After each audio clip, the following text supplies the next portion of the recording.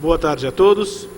Dando, portanto, prosseguimento às atividades do 11º Congresso Nacional de Direito do Trabalho e Processual do Trabalho, do TRT da 15ª Região, teremos agora o segundo painel, cujo tema é Efeitos da Recuperação Judicial e da Falência no Processo do Trabalho. É com muita honra que recebemos para mediar o debate Sua Excelência, o Ministro do Tribunal Superior do Trabalho, Dr. Pedro Paulo Teixeira Manos.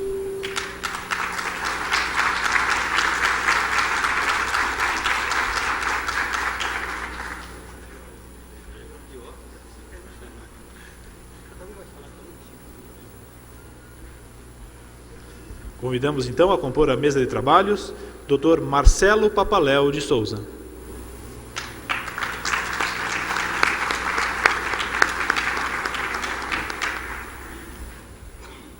E também o segundo painelista, Dr. Guilherme Guimarães Feliciano.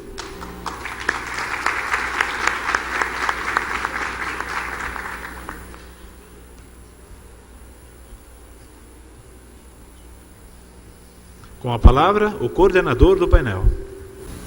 Vamos reiniciar nossas atividades neste 11º Congresso promovido pelo TRT da 15ª Região.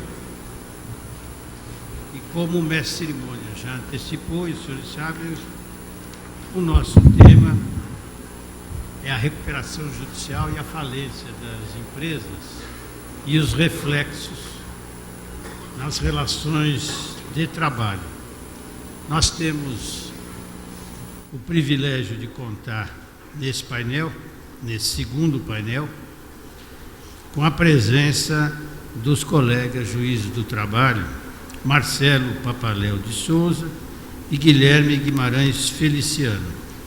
Eu vou pedir licença a todos e aos palestrantes em especial para situar os presentes que eventualmente não conheçam a trajetória dos palestrantes,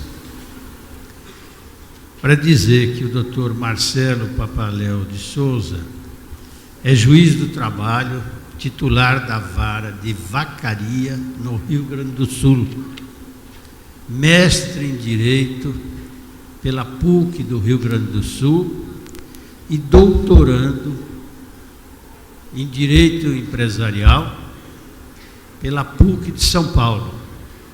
E é professor e leciona no curso de pós-graduação. O Dr. Guilherme Guimarães Feliciano é o juiz titular da Vara do Trabalho, da primeira Vara do Trabalho de Taubaté, aqui no estado de São Paulo, no Vale do Paraíba. É professor associado do Departamento de Direito do Trabalho e da Seguridade Social da Faculdade de Direito da Universidade de São Paulo. Ex-professor assistente doutor do Departamento de Ciências Jurídicas da Universidade de Taubaté. É doutor em Direito Penal e livre docente em Direito do Trabalho pela Faculdade de Direito da Universidade de São Paulo. É o presidente da Associação dos Magistrados do Trabalho da 15ª Região, a nossa Amatra 15. É membro dos conselhos editoriais da Revista Trabalhista Direito e Processo, da Associação Nacional dos Magistrados da Justiça do Trabalho, a ANAMATRA, e da revista do TRT da 15ª Região. Duas publicações primorosas que têm dado uma contribuição valiosa para o avanço do direito do trabalho. Foi juiz auxiliar da vice-presidência judicial desse TRT no ano de 2010. E é autor de diversas obras, artigos, livros, entre os quais Fênix, por um processo do trabalho. É coautor e coordenador, é uma publicação desse ano da LTR, do pré-contrato de trabalho e do ITER da contratação laboral, abordagem comparativa e jus fundamental, publicação da LTR de 2010. E cooperativas, comercialidade e participação social, o que são, o que deviam ser e o que não podem ser. É um título sugestivo, instigante, é uma publicação do ano retrasado de 2009 da LTR. E é membro da Academia Taubateana de Letras, da cadeira número 18, Terra de Monteiro Lobato, e da Celi Campelo, doutor Maurício, da Hebe Camargo também, ou seja, uma comarca de escola. Pois bem, para que a gente pense um pouco e debata sobre recuperação judicial e da falência, não obstante a programação, aponte primeiro o doutor Marcelo e depois o doutor Guilherme, ambos decidiram inverter a ordem. Então nós vamos ter o prazer de, inicialmente, ouvir o colega Guilherme Guimarães Feliciano, a quem eu passo a palavra. Uma boa tarde a todos. Ministro Manos, meu caríssimo e dileto amigo Marcelo Papaléu, meus nobres colegas, queridos servidores, amigos que estão aqui. Este é um tema, para dizer o mínimo, árido: recuperação judicial, falência e seus reflexos trabalhistas. Esse sou eu, talvez não menos árido. Ontem eu fui receber o doutor Papaléu e vínhamos para cá e eu lhe dizia o seguinte: mas você vai falar sobre o quê? Para que nós não venhamos a nos repetir, né? Vamos dividir aí os temas, os tópicos. Eu mando para você o meu PowerPoint. Tudo bem. Aí disse a um amigo meu: então, sobre o que você vai falar? Não, vou esperar o material do Marcelo e aí eu vou ver. O que ele não falar, eu falo. Ele me mandou o material, eu examinei. Aí hoje o colega me falou: e aí, você vai falar do quê? Olha, acho que eu vou falar de outro assunto qualquer, porque nesse aqui não tem mais muito o que falar. Ele praticamente esgota toda a parte, digamos, processual, que na verdade é o objeto da temática. Então eu vou pedir liberdade aos senhores para inovar um pouquinho, sair um pouquinho do tema e discutir outras coisas. Para não dizer que não falei de flores, vou falar também do aspecto processual. Mas vamos falar de algumas outras coisas. E eu gostaria de começar com isso que está aí. Falar um pouquinho dos objetivos gerais da Lei 11.101 de 2005, que é a Lei de Falências e Recuperação de Empresas, e das suas inconsistências e, na minha modesta opinião, das suas inconstitucionalidades. Os senhores já devem estar pensando: mas isso é matéria superada, esta questão já foi decidida pelo Supremo Tribunal Federal, no sentido de que, pelo menos dessas todas que serão apontadas, várias delas não ocorrem, não há tais inconstitucionalidades. Pois é, mas este é um congresso científico, então eu os convido a pensar um pouco. Eu vou falar da decisão do ministro Ricardo Lewandowski e já adianto aos senhores que, como juiz, obviamente, eu me submeto a ela, mas como jurista me dou o direito de criticá-la, de não compreender do mesmo modo que Sua Excelência o ministro Lewandowski. Vou trazer aqui alguns elementos e depois os senhores tiram as suas conclusões. O espírito da Lei 11.101 é dado, na minha opinião, pelo artigo 47 da lei. É o espírito da preservação da empresa. Preservação da empresa, que, convenhamos, não é um princípio constitucional explícito, mas pode ser derivado do princípio da livre iniciativa, por exemplo. Por outro lado, e este é o ponto fundamental da minha exposição quanto a este aspecto constitucional, todos nós sabemos, somos habituados a lidar com isto, sobretudo na área dos direitos sociais, que a doutrina constitucionalista há muito tempo desenvolve a ideia de um princípio da proibição do retrocesso social. Professor Joaquim Gomes Canotilho, o professor Ingo Sarlé no Brasil. O professor Canotilho, inclusive, utiliza também uma outra expressão, o princípio da democracia econômica, social e cultural, e que se resumiria assim, está aí na tela, na dicção do professor Canotilho.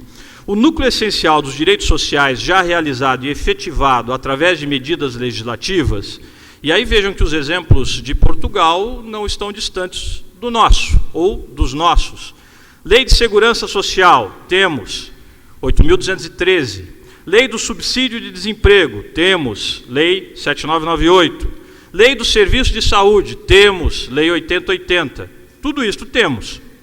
Este núcleo essencial deve considerar-se constitucionalmente garantido, sendo inconstitucionais quaisquer medidas estaduais que, sem a criação de esquemas alternativos ou compensatórios, se traduzam na prática de uma anulação, revogação ou aniquilação pura e simples desse núcleo essencial. É claro que os senhores vão me dizer, bom, mas é o núcleo essencial, não é qualquer filigrana do texto. É verdade. Mas vamos parar e pensar um pouco no nosso objeto. Recuperação de empresas e falências. E fazer um cotejo com a questão dos direitos sociais. Neste binômio, direitos sociais, recuperação de empresas / falências, qual será o núcleo essencial da tutela social? O núcleo essencial, parece-me, é precisamente a questão do privilégio do crédito trabalhista em relação aos demais. Isto é o que há de fundamental. Parafraseando o professor Humberto Dávila, que falava maravilhosamente pela manhã, isto é o que está na base do valor fundamental nesta matéria. E, no entanto, começo por aí, o que a Lei 11.101 fez foi alterar o regime trabalhista em matéria de falências e recuperação de empresas, antes concordatas, e alterar para pior. Então, fazendo uma rápida comparação com o Decreto 7661 de 45, nós podemos fazer pelo menos 3 apontamentos fundamentais nesse sentido. Primeiro, hoje há uma impossibilidade de satisfação de créditos trabalhistas e acidentários na própria Justiça do Trabalho, nos limites da própria Justiça do Trabalho. Essa possibilidade antes não era tão absoluta. Os senhores vão encontrar isto na melhor doutrina anterior à Lei 11.101. Inclusive nas mais clássicas, professor Valentim Carrion, professor Antônio Álvares. E vão perceber que se entendia que, até porque na execução trabalhista aplica-se subsidiariamente a matéria, a regulação das execuções fiscais, se entendia, até faço aí a menção, que a súmula número 44 do Instinto Tribunal Federal de Recursos aplicar-se-ia à execução trabalhista. O que quer dizer isto? Que uma vez aparelhada a execução trabalhista, ou seja, se já houvesse patrimônio penhorado, tornado indisponível para garantir aqueles créditos, se a falência, se a quebra viesse depois deste ato de indisponibilidade, a execução seguia na própria Justiça do Trabalho, porque é o que esta súmula dizia em relação à execução fiscal, e a mesma coisa se aplicaria, portanto, à execução trabalhista. Ocorre que hoje, por força e por letra expressa da lei, isto já não é mais possível. Essa interpretação, ao menos do ponto de vista do texto legal, não é mais possível. Na falência e, inclusive, na recuperação judicial, suspende-se a execução trabalhista. Vejam, antes não tínhamos recuperação judicial de empresas, tínhamos concordata. E na concordata não havia suspensão de execução trabalhista e nem de ação trabalhista. Agora há. Um segundo ponto, não havia limite ao privilégio do crédito trabalhista. O limite era a própria capacidade econômica da massa objetiva. Aliás, é o que diz até hoje o Código Tributário Nacional. Pois a Lei 11.101, que não é lei complementar, é lei ordinária, alterou isto e estabeleceu na falência um limite. Os créditos trabalhistas são privilegiados até 150 salários mínimos por trabalhador, não mais que isso. Uma alteração em péios em relação ao regime anterior. Há uma exceção, que é o pronto pago, é uma expressão que o professor Papaléu utiliza, eu tenho utilizado também, que são aqueles créditos salariais mais imediatos, e até um limite muito baixo. Estes podem ser pagos sem ingressarem no concurso, mas é um valor mínimo, até 5 salários mínimos por trabalhador.